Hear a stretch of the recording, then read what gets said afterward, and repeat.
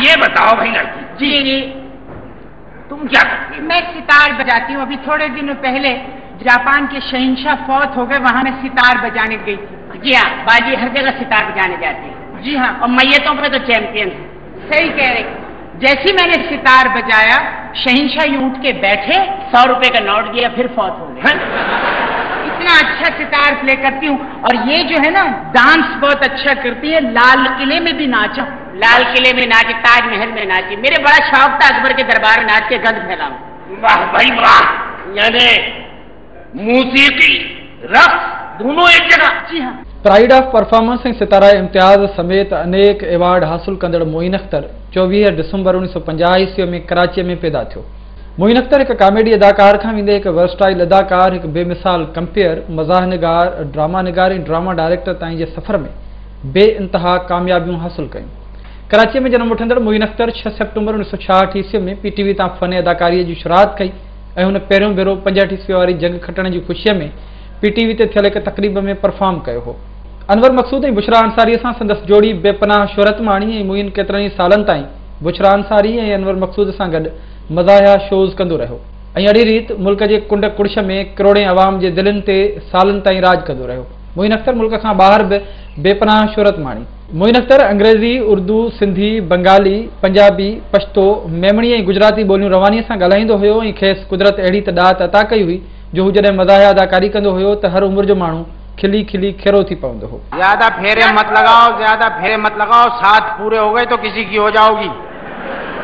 मेरा खुदा, मुजाजी खुदा, मैं हूँ इस किश्ती का नाखुदा। सेठ साहब, क्या वो स्टीमर भी आपका है? सेट चल रहा है। अरे क्या सेट चल रहा है यार, ऐसा हकला मालिक तूने मेरे हवाले कर दिया है। अभी परसों अंडा खरीदने के लिए दुकान पे गए, अंडा कहने में इतनी देर लगा दी, अंडे में से चूजा निकल आया। ऐं जॾहिं ट्रेजेडी रोल कंदो हो त माण्हुनि जे अखियुनि मां ॻोढ़ा वही पवंदा हुआ। मोइन अख्तर वाहिद अदाकार हुयो जंहिंखे ॿार खां वेंदे पीरसनीअ ताईं हर उमिरि जे माण्हूअ में हिक जेतिरी मक़बूलियत हासिल हुई। मोइन अख्तर पीटीवी ते ड्रामे रोज़ीअ में हिकु औरत जो किरदारु अदा कयो ऐं हू पंहिंजे किरदार में एतिरो त गुम थी वियो जो उन किरदार खेसि शोहरत जे आसमान ते पहुचाए छॾियो ऐं माज़ीअ जे शानदार ड्रामनि मां संदसि ड्रामे रोज़ी ऐं उन में कयल संदसि किरदार खे अॼु बि माण्हू यादि कनि था। मोइन अख्तर भारत में बेपनाह मक़बूलियत माणी जिते हुन उमर शरीफ़ सां गॾिजी बकरा किस्तूं पर ऐं बुढ़ा घर पर हे जहिड़ा स्टेज शोज़ कया।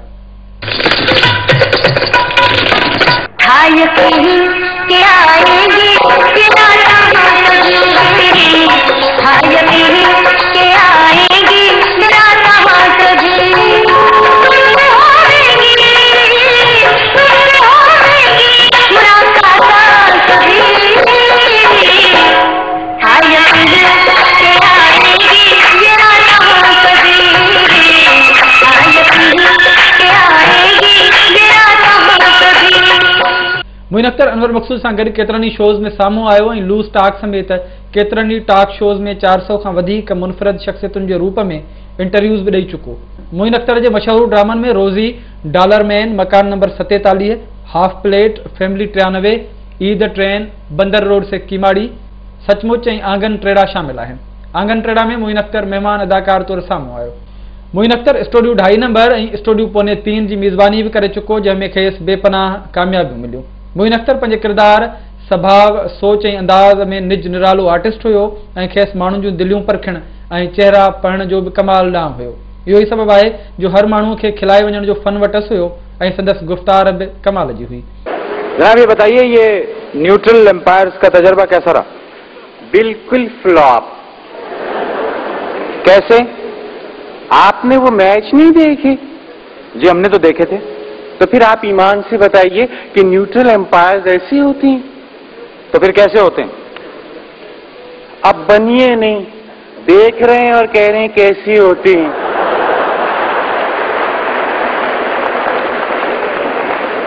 यही हाल हुआ था रोमन में एम्पायर्स का, और उन्होंने एक फिल्म भी बनाई है इस पर। कौन सी? Fall of the Roman empires. अच्छा, वो एम्पायर्स के फॉल पे बनी थी? जी हाँ, और एक फिल्म अब हम बना रहे हैं, rise of the neutral empires. अच्छा खैर छोड़िए, आप ये बताइए कि पाकिस्तानी क्रिकेट टीम में आपको कौन सा बॉलर अच्छा लगता है? वही जो बहुत ज्यादा न्यूट्रल है। KTN जे प्रोग्राम मुंहिंजो बालकपण में मोइन अख्तर जॾहिं महिमान थी आयो तॾहिं बि उन खोड़ सारियूं यादगार ॻाल्हियूं कयूं हुयूं। पहली जो कमर्शियल परफॉर्मेंस की थी वो 1967 में डाउ मेडिकल कॉलेज के लिए की थी। वो जो एक ज़माने में जब मैंने स्टेज पे शुरू किया था, वो इम्पर्सनेशंस जो शुरू किए थे, उससे बड़ी मदद मिली। और आपके यहाँ के जितने बड़े बड़े एक्टर्स हैं वो तो मुझे एक्टर मानते ही नहीं हैं, और वो तो कहते हैं जी ये तो एक्टिंग नहीं है, तो डिस्गाइज है ये। एक आदमी है जिनका नाम मोहम्मद कवी खान है, कवि जो हैं जी, कवि साहब, उन्होंने अब ये कहा, कहने लगे कि मैं दुनिया में किसी जगह भी चल के ये कहने के लिए तैयार हूं कि तुमसे बड़ा एक्टर इस मुल्क में नहीं है। जब कवि ने मुझे ये कहा, तो कवि जैसे आदमी ने मुझे ये कहा, और उसके 4-6 गवाह भी हैं, और कवि भी जिंदा, अल्लाह उनको हयाती दे। कोई माने या ना माने, मेरे लिए सबसे बड़ा अवार्ड ये है कि जिन लोगों के लिए मैं करता हूँ वो मानते हैं और उसको रिकग्नाइज करते हैं और मुझे दाद देते हैं, और बेअख्तियार दाद। न रुगो अदाकारी जे मैदान में, पर मोइन अख्तर जॾहिं गुलूकारी जे मैदान में पेर पातो तॾहिं बि खेसि बेपनाह मोहबतूं ऐं बेमिसाल कामयाबियूं मिलियूं। मोइन अख्तर केतिरा ई मक़बूल गाना भी गाया, जिनमें छोड़ के जाने वाले, चोट जिगर पे खाई है, तेरा दिल भी यूं ही तड़पे, दर्द है सिर्फ दिल को मिला ऐं दिल रो रहा है शामिल आहिनि। मोइन अख्तर सां सालनि ताईं फनी सफ़र में गॾु रहंदड़ संदसि साथियुनि जो चवणु आहे त मोइन अख्तर ॼाए ॼम खां आर्टिस्ट हुयो ऐं कुदरत खेसि अहिड़ी इज़त ऐं शोहरत ॾिनी जेका ॿिए कंहिंजे बि हिसे में न आई।